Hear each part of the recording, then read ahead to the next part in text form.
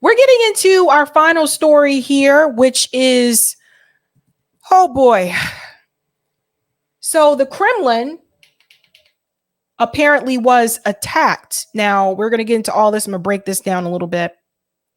And then next week, Alex Rubinstein is going to come on to give much more detail than I can ever give. Okay. Just going to put that there because he wrote an article about this as well. So the Kremlin was attacked. Now there's two things happening here. So please walk with me with this. We're going to have to break it down. This was the first thing that I saw, and it was Fiorella. She posted this. Breaking. Russia reports that Ukraine tried to hit the Kremlin overnight with 2 unmanned aerial drones in an assassination attempt on Putin. Russia's military and special services used radar warfare systems to disable the devices. Ukraine denies involvement. So the Kremlin here, let me just highlight this for those who are not aware.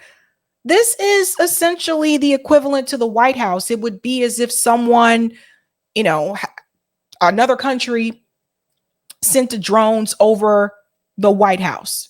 So just to give you a perspective, like that is where Putin would be. Now, there was a video here.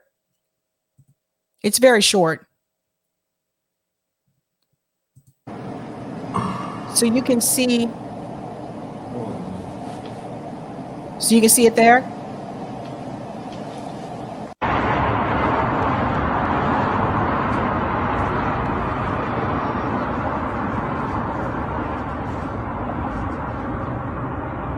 Yeah.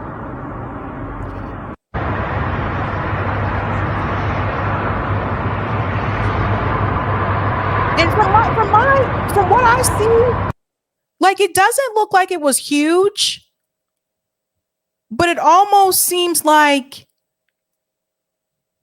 it almost makes me feel like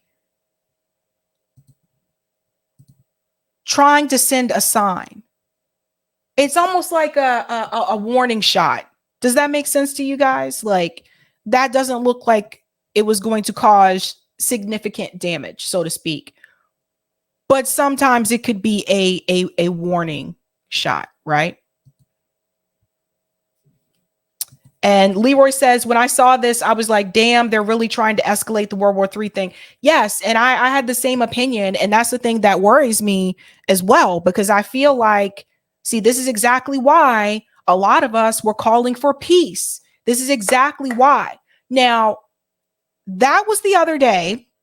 I was off on Wednesday. So this news came about Tuesday. And at that point in time, Russia said they believed that it was Ukraine that did it. Now, Ukraine has denied having any involvement, but now things have changed. I want to show you this clip here when they thought that Ukraine was trying to assassinate Putin, so to speak. And then I'm going to tell you what they said today. So check this out. With some breaking news, Russian authorities are accusing Ukraine of attempting to attack the Kremlin overnight with a pair of drones. Russian officials labeled the alleged attempt as a, quote, terrorist act, saying the Russian military and security forces disabled the drones before they could strike. The Kremlin added President Vladimir Putin is safe and continuing to work with his schedule unchanged. We should note there is no verified evidence the attack provided to us or anyone else by Russian officials. According to Reuters, a senior Ukrainian presidential official says Kyiv has nothing to do with the purported incident. Let's bring in NBC News chief foreign correspondent Richard Engel. Richard, good morning. What more do we know about this? Now, let me go ahead and tell you what I saw this morning when I was on the treadmill. They were already trying to say, mainstream media was already trying to say that Russia lied about all of this. Now, I just showed you the video footage, right? But mainstream media believes that Russia actually did this themselves. They don't believe that it was Ukraine. They believe that Russia did it themselves to have an excuse for them to escalate with Ukraine. That's what they were saying on CNN earlier this morning. And I was just laughing as I was trying to breathe because I was working out. But Yeah, that's what they're saying. Let's listen to this. This is hilarious to me. So we don't know very much about the video. The origin of this video, the source is still somewhat mysterious. According to the Kremlin, this incident took place last night. It is now 4 o'clock in the afternoon in Moscow. So this video has been circulating for several hours on Russian social media. But just in the last few hours, just the last few minutes, really, the Kremlin is starting to take this very seriously, putting out more videos, putting out statements, and as you said, calling this as an assassination attempt, effectively, against Russian President Vladimir Putin. Why would they not take it seriously? When he says the Kremlin is starting to take this more seriously, why would they not take it seriously? I don't understand. I'm a little bit confused. I have a statement here from the presidential press service in Moscow, and it says, last night, the Kyiv regime attempted to strike the Kremlin residence of the president of the Russian Federation with unmanned aerial vehicles. 2 unmanned aerial vehicles were aimed at the Kremlin as a result of timely actions taken by the military and special services with the use of radar warfare systems. The devices were disabled. It goes on to say, we regard these actions as a planned terrorist action and an attempt on the president. And then it concludes by saying the Russian side reserves the right to take retaliatory measures where and when it sees fit. And now, do you see why? This is exactly why those of us who were protesting against this war and against war in general, this is why we were calling for peace, is because it is only escalating. It is not de-escalating. Now, how did we go from, Putin and Xi Jinping talking about possibilities of peace just a couple weeks ago to this? Very different. So this is very concerning because, yes, of course, now Russia is going to feel like, okay, we need to respond. And it's just a back and forth thing. So it's escalating now. that is perhaps the most troubling part of this statement. Will Russia use this incident, this alleged attack by Kyiv, which Kyiv denies, to take some sort of attack of its own, perhaps even another attack on a presidential site or on Zelensky himself? Zelensky is not in Kyiv right now; he's in Finland, and as you said. Kyiv not only denied this alleged attack, it said it had nothing to do with it, and went further by saying that it would be counterproductive, that attacking the Kremlin achieves nothing, and that it could provoke a radical response from Russia. So the mainstream media automatically believes, when in reference to Ukraine, they automatically believe what they say. They're like, they deny it. Why would we do this? Notice how they just take them at their word. But it's never the other way around. And this is not to say that Putin is innocent. He's not innocent. Like, all three parties are to blame here. All of them, Ukraine, Russia, NATO, add the US into that too. They're all to blame here in different ways. But I have noticed when it comes to the press, whatever Zelensky says, whatever Ukraine says, they take it at their word. There is no pushback. So this video is out there. The Russians are making a big deal of it. They're putting out these statements. Kyiv is denying it, and we will see where it goes from here. And we should underline something you just said, and we've been saying since this news broke, all of this information is coming from the Russian government, from Russian state media. So take that for what it's worth. We know their penchant for propaganda. Richard, if that part right there is hilarious. Listen to this again. Oh my God. I can't believe MSNBC is going to talk about pitching for propaganda. So this part right here. Government, from Russian state media. So take that for what it's worth. We know their penchant for propaganda. Richard, so are you. Like, this is the part that blows my mind. He's like, remember, it's coming from Russian state media. Don't trust them. Don't listen to RT. Don't listen to Russian television because they're just propagandizing the people. You guys propagandize people 24 hours a day. You, MSNBC, CNN, Fox News, you guys propagandize people all day long. Just because your network is in the United States doesn't mean it's not propagandizing people. Ay, ay, ay. If just 2 points on this, how difficult, let's just say for a moment that it were Ukraine attempting to do this, how difficult would that be to get 2 drones that deep into Russia all the way to the Kremlin?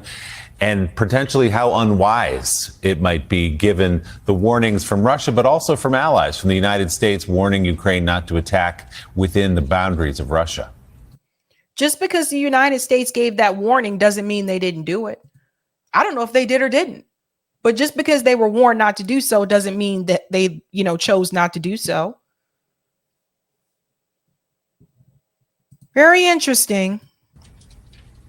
It would be impossible to fly a drone of this size all the way from Ukraine to the Kremlin. If you look at the video, again, unverified video, and in these days of AI and other, when you can create video, you have to be very cautious. So he said unverified video, but then he's also going to point to the video as some sort of evidence to show you why it would have been impossible for Ukraine to fly a drone all the way over to the Kremlin. Which is it? Is it a reliable video or is it an unreliable video? And since he said that it's unverified and he's talking about you could create things with images because of AI nowadays, so what you think you're seeing may not even be real. Well, if he believes all that, then why is he going to point to that video and tell you that if you look at the video, there's no way that drone would have flown all the way from Ukraine? Make it make sense.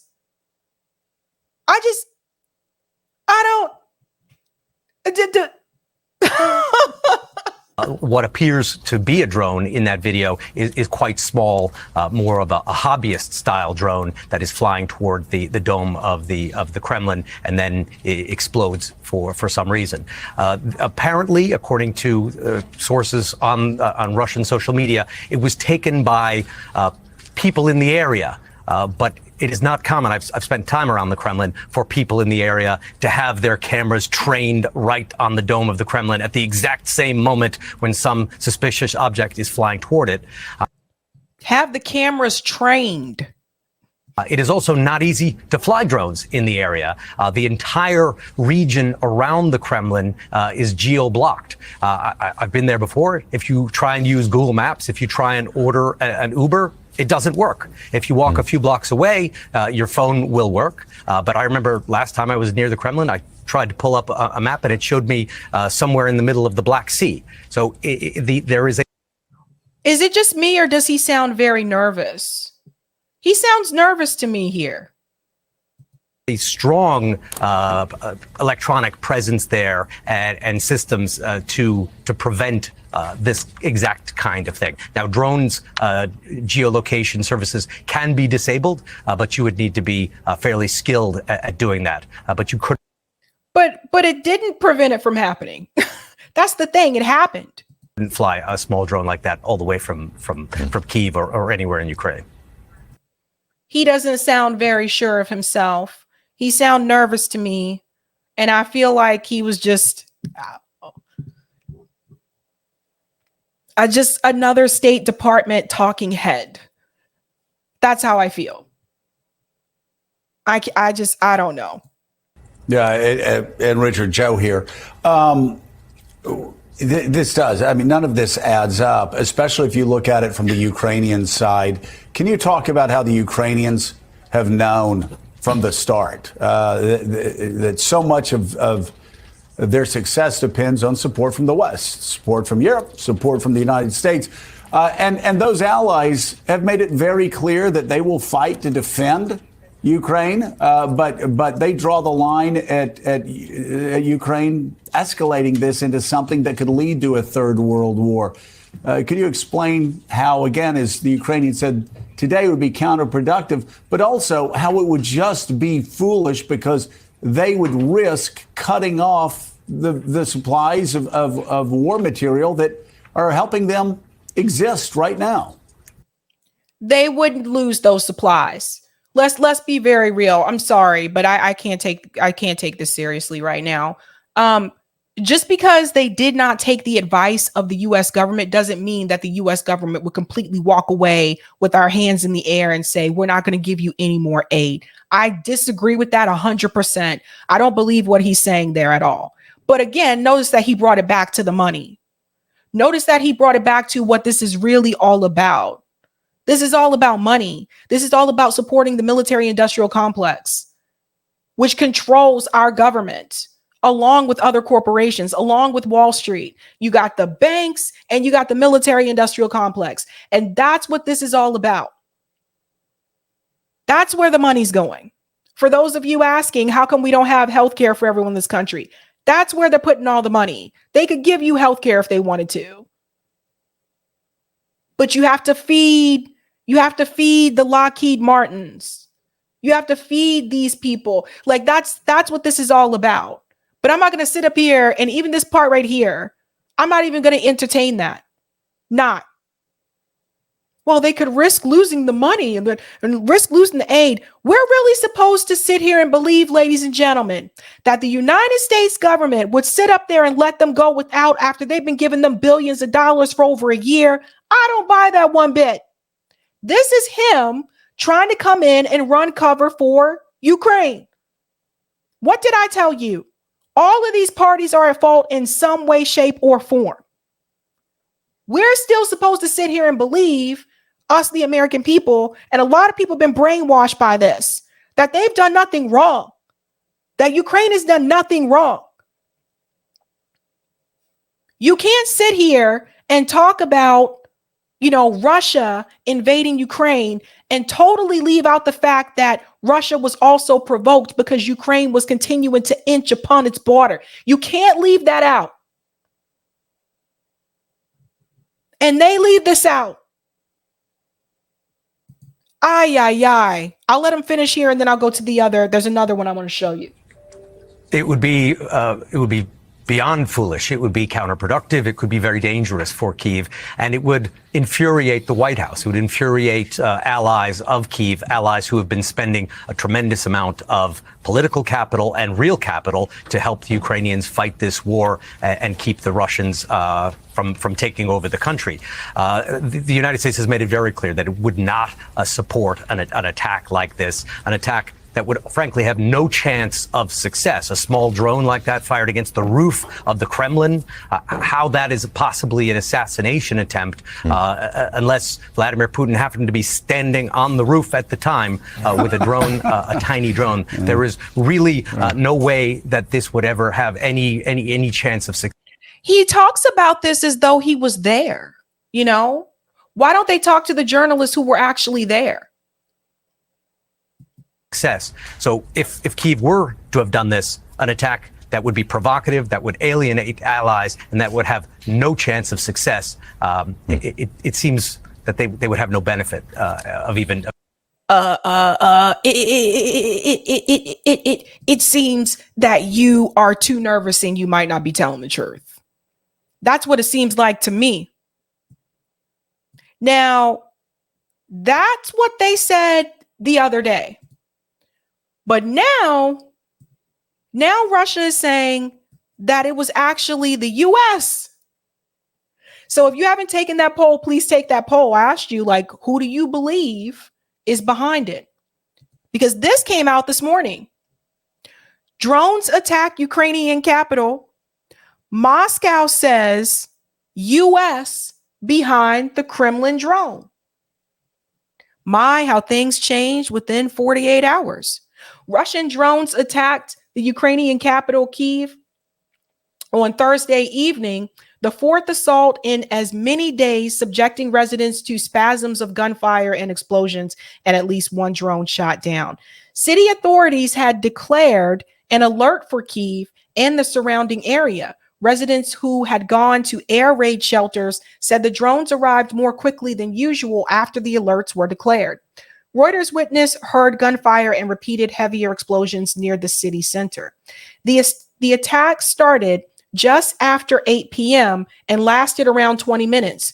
Ukraine's Air Force said in a statement that it had destroyed one of the drones after the drone lost control over Kyiv region, probably because of a technical failure. It wasn't clear how many drones in total were destroyed. Russia said on Thursday that the United States was behind a purported drone attack on the Kremlin. Let's highlight this. This is what I was trying to tell you guys. See, now they're saying something different, but what do you think? Now Russia's saying the United States was behind a purported drone attack on the Kremlin, aiming to kill President Vladimir Putin. Washington and Kyiv denied involvement. We have another case of whodunit. This takes us back to the Nord Stream pipeline. Remember, we were trying to figure it out. Who blew up the Nord Stream pipeline? And then it comes back. Here comes that article from Seymour Hersh, which tells you that it was the United States government. So, who done it? Somebody did it. It says Putin will head a scheduled meeting of Russia's Security Council on Friday, and the Kremlin incident could be on the agenda. TASS news agency reported.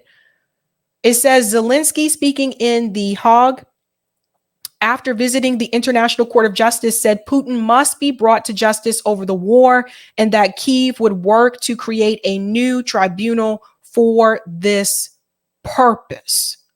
So it just, I mean, who done it? Who done it? Fiorella made another good point. Westerners are to believe Russia blew up its own pipelines, blew up its own bridge in Crimea, bombs its own hospitals and Russian-speaking people in Donbass, and also now planted a false flag by droning its Kremlin with a terror attack against Putin. How stupid do you think you are? How stupid do they think you are? This is a good point. This is what I mean when I say the people are incredibly propagandized. Think about this for a second, people. The fact that, especially Americans, let's talk about Americans. The fact that the American people were actually willing to believe that Russia would attack its own pipelines, its own bridge, its own people, and people fell for this. We have to get to a place where we question things more in this country. We have to start questioning things again. And it's not wrong to question. I don't care what people tell you. It is not wrong to question. Ask the damn questions. Fiorello also went on to say, imagine the reactions from the West if any country droned the White House. This is a good point. This is such a good point. So who done it? Let's look at that poll. Let me see what you guys think. Who do you blame for the Kremlin attack? 4% said Russia. 55% said the US. 22% said Ukraine.